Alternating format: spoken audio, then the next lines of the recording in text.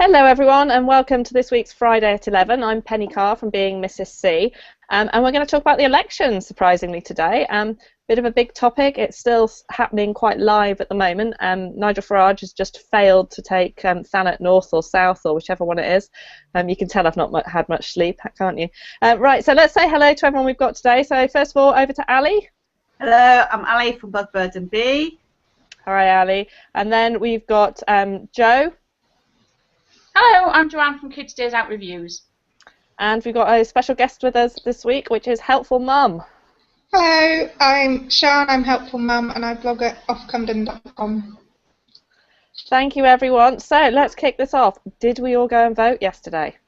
Yes. Yep. Quite relieved to hear that. I did vote, probably pointless. I'm in one of the safest Conservative seats in the country. We have had, even though we're bordered one of the strongest Labour strongholds in the country, we've been Tory for years and years and years. I did not have a clue to vote for because last year the Lib Dems were the second party. Obviously this year that wasn't going to happen. Labour I didn't think would have had enough support anyway. And we've woken up this morning to a Tory 20,000, and that's 7,000 more than Labour, which is the nearest one. So it's kind of, I didn't really know who to vote for, if I'm honest. I usually vote Lib Dem, didn't think it was even worth the bother this year. So I voted Green, and I just said, you know, small parties kind of need support, and I think what the Con-Dem collaboration has taught us is that actually, if you've got a lot of smaller parties involved in politics rather than one big one, you can kind of get a better mix of policies going through, and maybe some of the more extreme policies aren't so extreme anymore. So I sort of gave the little guys the support, and I think the Green Party has been one of the successes of this election by looking at it in terms of growth, not in terms of numbers, but in terms of how they've sort of improved their own profile. Well, that's the thing. I think you can look at the results two ways. You can look at the number of seats of the Green Party. There's Caroline Lucas has retained Brighton Pavilion, but obviously they've not taken any other seats, and they're unlikely to do so now with the ones left still to declare. But if you look at, you say, the number of votes for them, that has increased significantly. So yeah, you can kind of look at it in two different ways. So what about the others, Ali? I voted Green. I've always voted Green, and if there hasn't been a Green candidate, then I always vote for Lib Dem. I did kind of waver that over the last couple of days, whether I was going to stick with voting Green, and I had thought about going with Lib Dem, because they did hold the seat here, but they lost that big time. Just give you a bit of stats. She's like our very own Peter Snow, isn't she, today? Okay, right, so prediction for Tories was 43% of people voting Tory, but it was actually 47. 26 were going to vote for Liberal, but actually 29% voted. 13% for Labour, but actually only 8% voted. 10% for UKIP, and they got 10%. 7% for Green, but they actually got 4%. Conservatives won by 10k by getting 26,000 votes. Lib Dem 16k, so they've lost the seat. UKIP 5k, Labour 4k, Green 2k. So that's quite shocking. The amount of people, you know, voting for UKIP over Labour. Yeah, quite astonished. I think that's more shocking, seeing that, than actually the Conservatives getting in. See, we've got similar here, actually, Ali, in that our Conservatives held our seat. We've had Conservatives in for the last 2 elections, so it was sort of a surprise because quite a few people seem to be against her as an individual. And also the Lib Dem candidate here had been very, very strong at the 2010 election, so there was hope that he might get in. But in actual fact, what happened was the Labour former MP, the one who lost in the 97 election, is that right? 97? No, it must have been 2007. Get my years right now. He actually stood again, which was a bit of a weird comeback, and that seemed to split the vote a bit. So the Tory actually increased her majority. She's up to over 25,000 in total now. But then we had, I think it was 11 or 12,000 to Labour and 10 or 11,000 to the Lib Dems, so it's quite equal there. whereas previously Labour had hardly anything in the 2010 election. And then we had 4,000 for UKIP and 2,000 for Greens. And I was quite shocked to see UKIP having double the number of votes for the Green Party. That's quite upset me, to be honest. That seems quite consistent across the board, actually, that UKIP have got quite a higher amount of votes compared to Green and Labour. But yeah, the Conservatives have actually won all the seats in Wiltshire now, as before it was Labour and Lib Dem and Cons, but they've got all of the seats now. So yeah, I'm quite shocked because we've got a local development planned, which a huge number of people in Chippenham are against, and it was being backed by Conservatives, and a lot of them people that I knew who were previously voting Conservatives were going to vote Greens, but I don't know what happened. And yeah. It's all quite a shock. What about you, Sian? Well, I'm actually a member of a political party, and I didn't vote for them. Ooh. I didn't.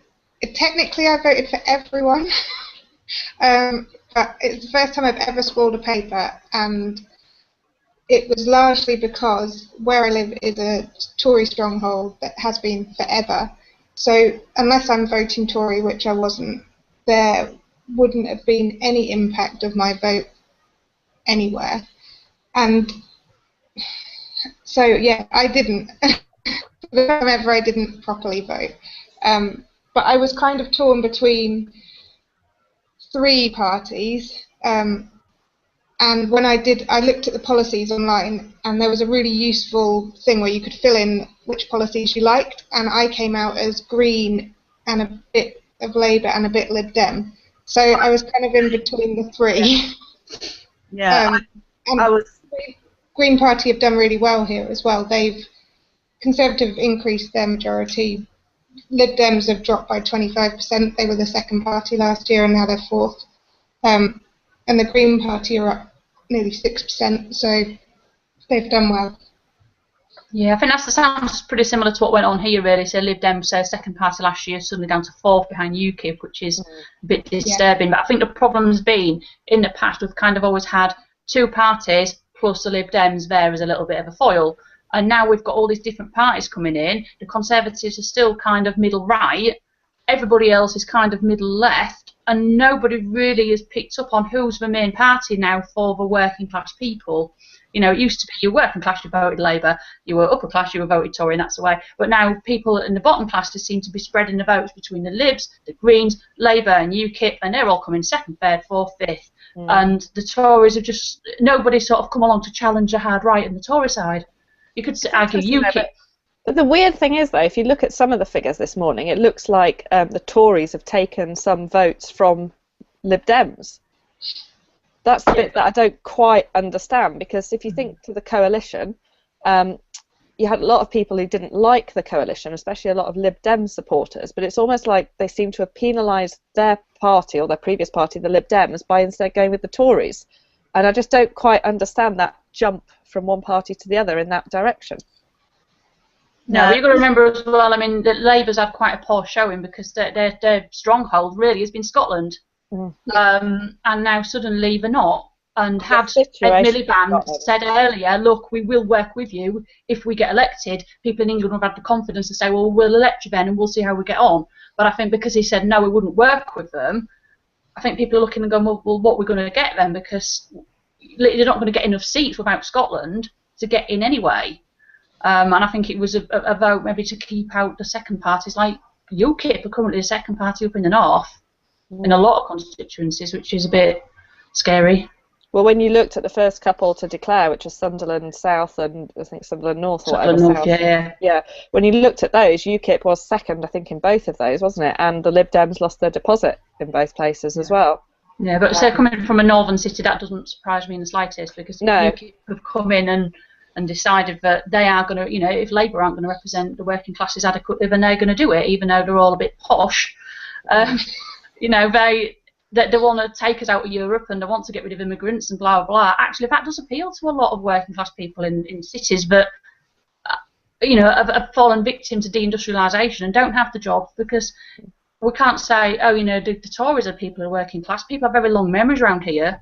The Tories absolutely decimated some of our towns in the 80s. And well, just think back to the miners' strike and Thatcher and everything else, and yeah, you know, exactly. you can't reverse that. You can't take that away from people, as you say, very long memories. Yeah, so towns like, say, Middlesbrough, Sunderland, Hull are all staunchly Labour for very good reason. But yeah, UKIP have seemed to have picked up on that sort of working class, everyman element, which Labour, which the Tories don't have in certain, you know, a lot of really.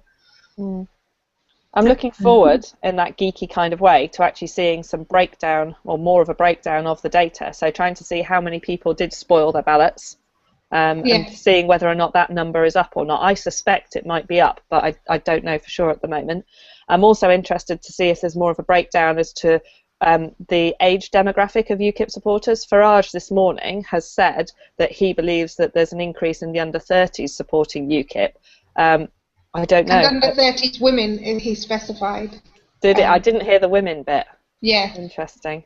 You don't tend to under UKIP. But I'm just interested to see what that's like, and also what the turnout was like nationally. Here, it was slightly down actually, but we had a crazy high turnout at the last general election. So last general election we were 75%, and this one I think we were 72 point something. So it's, you know, it's not a huge drop, but I know turnout was up greatly in Scotland. But I've not seen anything else nationally, so I'd be interested to see that. And then again, the age demographic split. Is it older people who are voting? Is it younger people? Have we got, you know, equal across the thing? I don't know. Yeah, it was 4%. The turnout at the moment is 66.1% is being reported, which is up on 2010, which was 65.1. Yeah, 74% here, which is 2% up from 2010. Yeah, so there have been more people voting.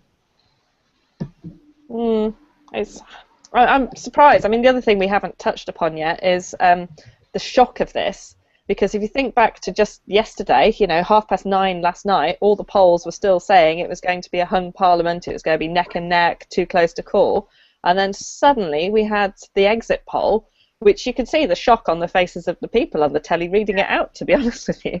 You know, they just couldn't believe that there was such a difference. And why do we think that might be? Any ideas? I think it's fear. I think people decided that they were very undecided. I think, and people when they do opinion polls, sort of tend to say, "Oh yeah, I'll probably vote Labour." But actually, a couple of days before, when they see UKIP are making gains, and they think, "Well, actually, this probably isn't a good idea." And I think people are scared into sort of making that last-minute decision. And I didn't know who I was going to vote for until about 4 seconds before I got in there, because I just thought, you know what, I am torn between two people. One I've always supported for a long time, but one actually that I'm probably close to on policy, neither of which are going to get in. But who am I going to vote? And I didn't honestly know who I was going to vote for until I walked into that station, really. And I think that the exit polls, I mean, on the news this morning, they showed the exit poll graphs, and then they showed the actual graphs, and they were near enough identical to the, like, 0.5%. And exit polls are very rarely wrong. But yeah, the opinion polls, doing an opinion poll 2 weeks before is probably just not accurate, really. I think it's just a difference in the research that's done. Didn't somebody say that it's completely, you know, the predictions compared to what's actually happened has been completely wrong, and it's never been like that before? I think I've seen that. And I suppose that being more social media minded, because like 5 years ago you didn't really have much in the way of the social media sort of input. I've noticed, like on Facebook, there's been a huge outcry, and Twitter as well, but you notice a lot of people being quite quiet, and their statuses are completely different. And you think, oh, I wonder if they voted Conservative, or, you know, because it's blatantly they're quite happy. So yeah. Yeah, but I mean, it's a shock of people going, oh, well, how have the Tories got in? I didn't vote for them. And it's like, yeah, but you don't, but you're not the same demographic as the rest of this country. And I mean, obviously, enough people have voted for them to get in, otherwise they wouldn't be in. So, you know, it's like you say, on social media, we're kind of living in a little bit of a bubble. And I know on my news feed, all this week, it's been Green Party, Lib Dem, Green Party, Lib Dem. Not very much for anything else. I did see one Monster Ravenlooney Party one, which shows you my family. And I saw quite a lot of Labour. I didn't see anybody saying they would vote Tory, but I wasn't surprised when it's a Tory victory. Yeah. Because just because I live in that bubble doesn't mean that everybody does. You know. No, I think if you are a UKIP or a Conservative supporter, you're not going to tell anybody, are you? Not really. No, but I think the thing is as well, it's like, you know, talking about your salary at work. You don't talk about who you vote for, and I think that's a tactic designed to sort of keep people from tactical voting. Yeah. And it's kind of a cultural thing that's been built into us. Well, why don't we discuss who we're going to vote for? I'm quite happy. You know, why not? Quite happy it's important. I think that the thing it's really highlighted is the need for political reform. The fact that there are no longer, you know, there's not such a big difference between Conservative, Labour, and then all the other parties. You know, there needs to be a voting system which is fair. Like where I live, what is the point in voting? Because it's Conservative, and it's always been Conservative. It's a rural area. It's farmers. It's, you know, it fits exactly the Conservative demographic, isn't it? Demographic, the kind of historical class voting, everything like that fits. But I think it really, an election result like the one we've had really shows a need for political reform and a voting system that's fair and actually works. Well, I think if anything, this will at least raise publicity about the election process and voting reform and things like that. So if you think to what's happened in Scotland with the referendum they had there, you can't deny that that has increased interest excuse me, in politics, and more people wanting to vote, more people engaging with the whole system. Swinging it back on parenting, did anybody's child get talked to in assembly about what was happening? Yeah, we actually had elections at our school, and they all got given profiles of the 4 main parties, which according to them is Lib Dem, UKIP, Labour, Tory, and they had to read through the manifestos and a little bit and things like that, and they had to decide who was going to win this election. And there's only like 50 kids in the school, but the Tories won by 2 votes, which shows 1 were in a Tory area. But 2 is probably actually quite reflective of what actually went on, because the Tories won, but not by a great deal. And Labour were the second party, Lib Dem were the next party, and that was the way it panned out in our primary school. Yeah, they've actually been really engaged with it, and it's caused quite a lot of battles because one of my child was Tory and one of them was Labour. So we've had quite interesting discussions on this one. I think it's important. Kieran's secondary school didn't have one, as far as I know. I didn't really get to ask him, but the girls had, you know, a debate and going through all the policies, and they actually went through all the real policies of all their things. And Caitlin was drawn towards Green. I think that's because of me. My question is, do you vote for who your parents vote for, or are you completely different? I actually don't know who my parents vote for. I don't know who my dad is. I've got no clue. My mum has voted for Lib Dem, and they have done lots for Chippenham. And I know my dad's partner, because mum and dad divorced, votes for Lib Dem, and I vote for Green. Are your views completely different to what your parents are? Mine are. Well, I've not quizzed my mum this election, but previously they were, but mainly because I'm very different to my parents. I've got a different... I live in a different part of the country to where my mum lives now. It sounds weird to say I've got a bit of a different background, but I have. My parents, when my dad was alive, they used to run their own business together and everything. Whereas I've always been employed by someone else until, you know, the last couple of years. And yeah, it's different. And as I say, I think being in a different part of the country changes things as well.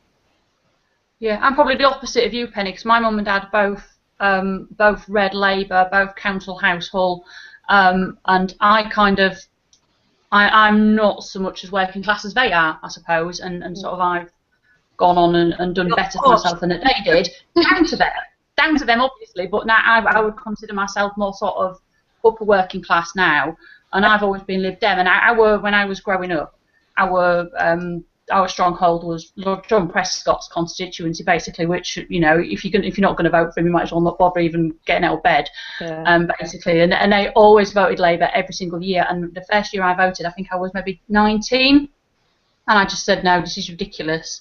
And I voted Lib Dem, and I've been sort of Lib Dem ever since, really. So yeah, I don't vote the same way as mum and dad, but then I don't live the same way that they did, I suppose. Yeah, I think that's the difference, isn't it? Like, I don't know what I was trying to get out of my dad yesterday who he's going to vote for, and he wouldn't tell me.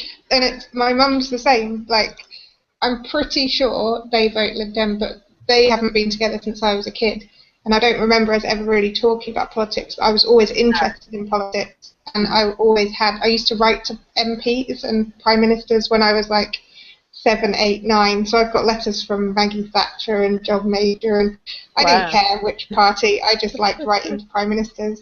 So I clearly had an interest, but it wasn't something that was fueled at home. But my granddad was very politically active and was a councillor for North Yorkshire, as well as being an independent candidate in most elections. So there's clearly something in the family, but he was a Conservative initially, and that's not where my views lie. But he was, North Yorkshire, rural, it's going to be a Tory area. It's one of those.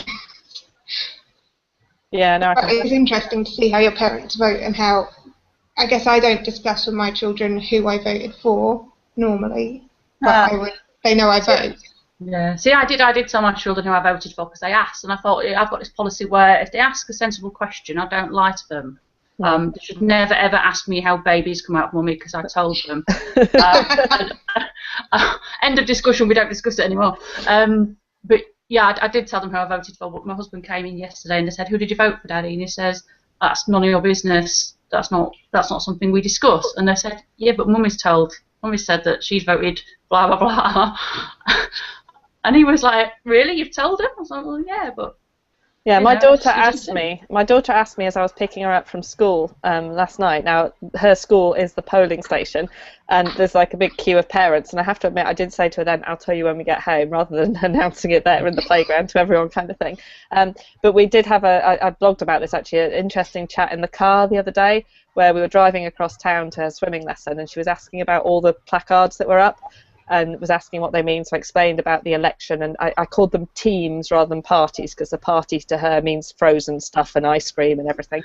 And at the end of this, she went, "Oh, okay, so are you going to vote for the purple party, Mummy, because purple's your favourite colour?" And I was kind of like, so how do we explain Farage's immigration policy to a 4-year-old, But I think it is important to have this dialogue with your kids. My daughter's at the local infant school. That was the polling station yesterday, although the way they did it was they opened the school, but they took one year group, my daughter's year, out on a school trip so they could use those classrooms rather than having to close the school as a whole. So I talked to her. She came into her classroom with me in the morning as I handed in my postal vote and things like that, so they were interested in what was going on. And I think it is important to expose our kids to that, because otherwise, they're going to grow up and reach 18 or maybe even 16, if that changes, and be able to vote and not understand the process and not be passionate about it. Whereas I get quite emotional, actually. I see those white signs for a polling station, I actually tear up, because I think actually we've got an amazing right here in this country to be able to vote. And there are women around the world who don't have that right, and there are women who died to give us that right. And I think, therefore, if you're not going to use your vote, you're an absolute fool, personally. Yeah, when Kieran left school in year 6, his teacher gave everybody a certificate, and he actually got a certificate for most likely to be Prime Minister. He's 13 next month. So we were trying to work out how old he'll be when he can vote, and he won't be old enough for the next election. He'll be a month shy. So it won't be until he's in his 20s before he can vote. So he's hoping that eventually it will come down to 16. But yeah, he really got into it. I let him stay up. I don't care. I think it's good. I think it's good. It's not like you're just letting your kids stay up and watch trash on telly. He could get involved. So yeah, he stayed up to about 12, and he got really involved. He always threw his slippers at the television when he saw the exit poll results. I don't know if he'd ever vote Green. He's obviously siding with me because I'm his mum. But yeah, it was nice to see that kind of enthusiasm from somebody so young. And then he went to bed because he was tired, and then he came back down about 3. He said, "I can't sleep, Mum. I've got to know what's happening." And he stayed up for another half an hour, 45 minutes, because we were waiting for our results for our town to come in. I said, "They haven't come in yet." And he goes, "Right, I'm going," because obviously he's got school today. But yeah, I was quite pleased that I had that reaction from him. I think it's interesting, actually. I was just thinking about it whilst you were talking about children. And at university, the people who were the most politically active were people whose parents had been politically active. So I only graduated last year, which is the only reason I'm like harking back to university days. But they were kind of really into politics, and into politics in a big way because their parents had been, and they did support the same party that their parents did. Whereas, I would say I was relatively politically active, but not based on my parents. But those are the people who are now running for MP this year. No, it's interesting because my parents, we didn't really talk about politics much at home at all, and also I went away to boarding school, so I actually was away when elections were happening. Do you see what I mean? So you hadn't got that as a teenager. I hadn't got that, going to the polling station with them or seeing them go. And when I got to voting age, I mean, my first election was the '97 one, so obviously quite a big, monumental election. And I wouldn't say I didn't know how to vote, but I felt that maybe I didn't know enough about politics, actually, and I wish I'd learned more about politics whilst I was a sixth former and that. Yeah, I think it's important to have those discussions with kids, otherwise they might end up just not knowing and therefore not caring. Yeah, because a lot of people didn't realise that you had 2 votes. You had to vote for your local council as well as for the main. Because my daughters came with me to polling station, and I said, who I voted for, and she said, "So you got voted twice?" I said, "Yeah," and I explained, and I saw online a lot of people didn't realise, well, I'm voting twice. Some had got 3. Because depending on whether or not you've got a parish council, some people have got parish council, district council, and general election votes. So some people are given 3. Yeah. And we only had 1 because we only had general. We didn't have local. I think some people had mayor votes as well, didn't they? Yeah. Yeah. So no, last time I voted, we didn't have a Green candidate. So that kind of threw me for the local elections. That was. So I ended up voting Lib Dem for both, which I wasn't planning to do. So yeah. Just to interrupt, but Nigel Farage has just resigned, I believe. Ah, well, he said he would. You heard it here first, people. I couldn't see him going back on his word. But I assume we haven't got any resignations from Clegg or Miliband. Oh, you know what the worst thing is? Katie Hopkins is going to stay in the country. See, for that reason alone, if you wanted to vote Labour and you didn't, you should be ashamed of yourself.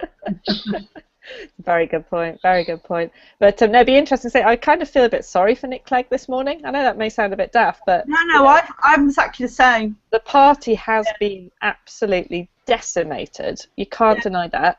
If he hadn't have gone back on that promise on student finance, I think it would have been fine. Yeah, it's I genuinely kind of think that was just the downfall. Yeah, it's I think I've watched.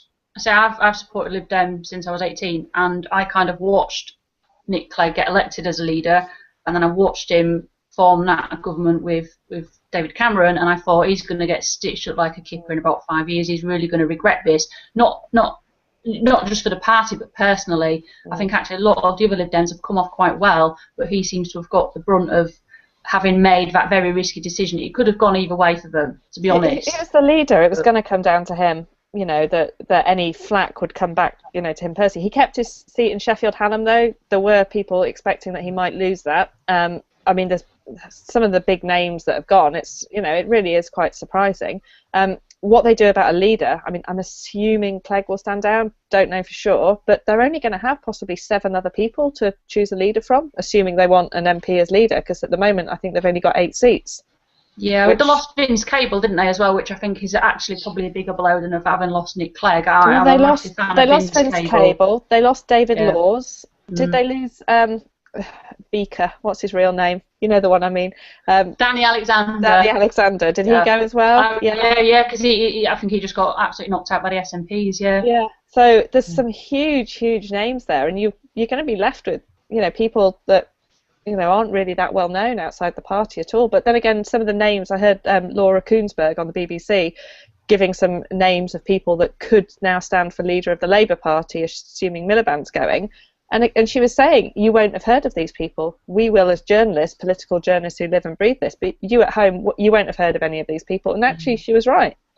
There was only a couple. I was half predicting that when they had the leadership battle 6-7 years ago. No, it was less than that, wasn't it? No, less than that. But between David and Ed Miliband and a couple of others, wasn't there? Yeah. And everybody kind of stepped back, and David Miliband kind of sort of stepped back a little bit as well. And I think he was thinking, let's put Ed in, let's wait and build our popularity up a little bit, and then I'll jump in when it all goes tits up. Well, he can't though, because he's not an MP, can he? Well, no, so it didn't really work, did it? So he's over in New York now. I mean, there's a chance if there's a by-election he could come back, maybe. I don't know. But you do wonder what he's thinking this morning. But I mean, well, there's nothing more political than politics, really, you see. And I think they're all, a lot of them are out to just sort of stab each other in the back anyway, and even whether it's your own little brother or not. So. And there's of course Ed Balls going. So, yes, there's quite an interesting one there about whether or not he becomes the stay-at-home house husband while his wife... Well, it had to, because Yvette got back in, didn't she? She got back in, but, she's a possible name in the frame for leadership. So that could be quite an interesting turnaround, to go from being Shadow Chancellor to stay-at-home husband while your wife's the leader of the opposition. That's, quite a turnaround, really. Quite a turnaround. So yeah, it's been a discussion. Oh, I wouldn't want to be at their breakfast table this morning, I can tell you. I really wouldn't, for many, many reasons. So Yvette's probably sat at the other end of the table going... Yeah, I'd like to think that's what they do. I'd love to know what the divorce settlement's going to be between Cameron and Clegg now. Because, it's weird to think that these two have worked together really, really closely for the last 5 years. I think Vince Clegg gets to keep Danny Alexander and Vince Cable. That's the deal. But yeah, it's just weird. I mean, for Clegg himself, he's probably not going to be leader of the Lib Dems anymore. He's not Deputy Prime Minister anymore. He's just going to be a constituency MP for Sheffield Hallam. That's quite a change. And I know it's politics, but there are actually people behind this. These are people who, politics may be their career. It may be, for some people who've lost their seat and they've been in for a long, long time. I mean, forgetting names now. The guy who was covered to Sky and the Islands, former Lib Dem leader. Oh, Charles Kennedy. Thank you, Charles Kennedy. Yes, he's done that job for years. So suddenly for him, being out of office is actually quite a big difference. So. Yeah. And I mean, these are people as well. You forget as well that these are people who, they might have a touch of arrogance about them or whatever, but these are people who've stepped up where other people won't, and put their necks on the line. And you do kind of, even if you don't like them, you do kind of feel a bit sorry for them, I think, anyway. I think you touched on a really important point there, though, like the career politicians and the fact that it's a career now. I know people going into it as a career. It's all they've ever lived and breathed and wanted to do. And I don't think that's beneficial for politics as a whole, because they're not relatable. They're not people I want to vote in. They're not people who have life experience. They haven't worked in anything other than politics. And that's not indicative of this country. It's not, why would we want a load of people whose only mission in life is to earn some money from that 5 years and then get a book deal? And, how does that benefit us? You are absolutely spot on, and that's not the way it used to be. But I see this a little bit as in it's almost part of the change of culture we've got in this country, and that a lot of people aren't prepared to do something for nothing. So whereas in the past you might have someone who had become maybe a local businessman or something like that, who was passionate about something and would volunteer, and that might be volunteering politically or might be something else, whereas now it's more seen as it's a job rather than it's something someone wants to do because they're passionate. And the thing is as well, people with skills and passion, you're asking them to give up a lot than to represent. Quickly, Nick Clegg is resigning right now. Don't leave us. Stay with us. You can watch it on replay later. And the Conservatives only need one more seat to win. They're going to do that. They're going to get one, aren't they? They're going to get one. Well, if not, they can just draft the UKIP in, and they've got a majority, haven't they? So. Yeah, just the one guy. So but I'd like to say well done for Britain though on being a third party UKIP, but still only having one seat. Is it? That's Yeah. good. We like that. yeah, and it's what was I going to say? I was going to say something now, and I've Sorry. totally forgotten what it was. No, it's all right. Sorry. But no, the subject of career politicians, yeah, that's it. You look at it now, and the problem is that you've got people like here. We had to have a local council by-election in January, and the reason we had to do that is in our ward, 2 of the 3 Conservative councillors stood down. One of them only 40 days after she had been elected to office, and the reason they both stood down is because they've both been selected to stand as MPs elsewhere in the country. So we're in Hertfordshire, one had been elected to stand in South Cambridgeshire, and the other one up in Lancashire. So we're talking hundreds of miles away. These 2 women had both campaigned for council in St Albans about how much they loved St Albans, how passionate they were about the city, and yet suddenly, as soon as there was a chance of something bigger and better, off they went. That's And really that just really angered me. Yeah, that's quite sad. And that to me so is- we had John Prescott for years in Hull, and he's actually a Welsh Liverpudlian who was drafted in the 80s, I think, and the 70s and 80s to come over to Hull, and he'd never lived in Hull before then. But everybody associates him with Hull and being this northeasterner and Yorkshire guy, and he's not. He's actually a Scouser. But he did move there at least. I mean, here our MP. Absolutely, he's still got it here now. Yeah, our MP doesn't live in St Albans. She lives somewhere else. She has a flat here, which we, the taxpayer, pay for, and she got caught up in the whole expenses scandal because it turned out her daughter was living there rent-free more than Mum was living there, and Mum even admitted that she was only there 1 or 2 nights a week. When you actually bear in mind that her constituency isn't that far away from London, you know, we're only 20, well, I used to work in Westminster, I used to be able to do door-to-desk in 40-odd minutes, it's not far, you know. It's just bonkers. So we're paying for her to have a flat in St Albans. She lives in Beaconsfield, which isn't that far away, but it's not just round the corner. She's never here. You know, genuinely, you do not see her unless it is for a political event. And that just infuriates me again, because I think if I'd like to see MPs and candidates to stand for election as MPs as being people who have to have a local connection. They either, you know, it has to be either where their family's from or where they were born or where they live and work now. How can you stand for you know, I don't know how that works. I mean, how can you say you're going to be standing up for somebody if you don't even know where they live works?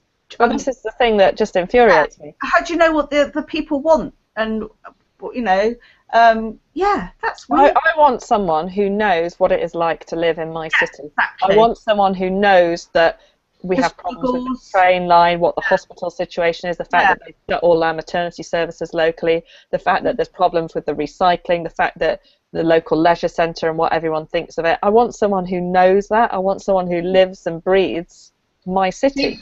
We're quite lucky in that our MP does do that, and he's a Tory MP, and I've been to him before for advice, and he helped me, and he took it to Westminster, and he was brilliant.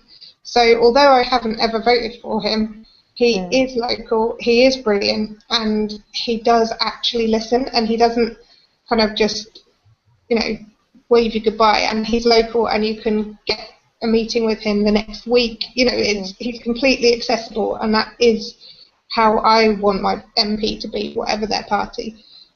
Which is the same, you know, at least we're lucky that he does live here, he does care about what happens locally, and he knows what happens locally, and that's, you know, probably why he's been voted in for the last 5 times. I mean, ours is a massive constituency, but our MP lives in a local town, and I have actually seen him doing his shopping on the main street, which is quite cool. But yeah, he does seem a bit of a Tory toff, to be honest, but yeah, he does. He is actually here, and he lives here, and he's got a house here. And if that's the thing, I'd have a lot more respect for ours if she was actually here. And on the ballot paper, there was a change to the ballot papers this year, in that, you know how normally it has their name and then it has an address for them. This year there was an option where people could opt out of having their full address printed on security grounds, which I can understand that, you know, in this age of terrorism and everything, okay. But she had opted out, which is personal preference, fine, but it meant that it just said an address in the Beaconsfield constituency, which just made it even more stand out that she wasn't local. Do you see what I mean? And I want to bump into her in the supermarket. I want her to be in the queue in the pizza takeaway place around the corner. I want to see her filling the car up with diesel down the road. I want to see that kind of thing, because that, to me, makes it someone local. But out of the 5 candidates here, only 2 of them live in the city. And that just winds me up. You think it's down to money that they, if they've got 2 premises and that kind of thing?